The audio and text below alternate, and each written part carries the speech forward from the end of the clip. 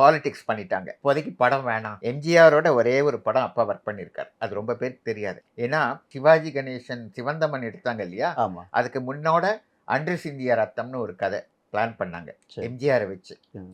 எம்ஜிஆர் அதுல வந்து ஒரு புரட்சி பண்றாரு. மாணவர்கள் நடுவுல பேசணும். அந்த மாரி சீனு. சரி. அப்பா தான் அதுக்கு ப்ராம்ப்ட் பண்ணாரு. ஏன்னா நீளமான வசனம். சரி. அப்பா தான் எம்ஜிஆருக்கு ப்ராம்ப்ட் பண்ணாரு. ம். அப்ப நிஜாம் கல்லூரி மாணவர்கள் எல்லாம் திரட்டி வந்து அந்த சீன் எடுக்கப்பட்டது. அந்த ஒரு காட்சி எடுக்கப்பட்டது. ஓ! சரி, அன்று சரி. சிந்திய ரத்தம். ஆனா, அதுல ஒரு சின்ன தவறு பாலிடிக்ஸ் பண்ணிட்டாங்க. என்னன்னா, தினத்தந்தில தான் அந்த காலத்துல வந்து விளம்பரங்கள்லாம் வரும். சிவாஜி கணேசனையும், எம்ஜிஆரையும் ஒரே சமயத்தில் இயக்கும் இயக்குனர் ஸ்ரீதர் அப்படின்னு விளம்பரம்லாம் பண்ணாங்க. ஆ.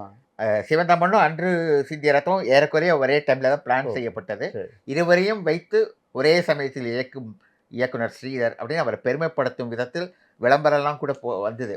ஆனா என்ன ஆச்சுன்னா, இந்த சிவந்தமன் படம், அந்த இது வந்து சித்ராலியா சொந்த படம்ன்றதால அவங்க வந்து கலர்ல முதல் பக்கம் ஓ! விளம்பரப்படுத்தியிருந்தாங்க. இது அன்று சிந்திய ரத்தம் பிளாக் அண்ட் ஒயிட்ல பின்னாடி அது வந்தது. யாருடைய படம் அது? அதுவும் இவங்களது தான். ஆ, சரி. சித்ராலயா தான். ஆனா அது பிளாக் அண்ட் ஒயிட்ல ஓ! வந்துருச்சு. அது விளம்பரம். எம்ஜிஆரோட நெருங்கி இருந்தவங்க வந்து அந்த படம் வந்து கலர்ல குடுத்துருக்காரு.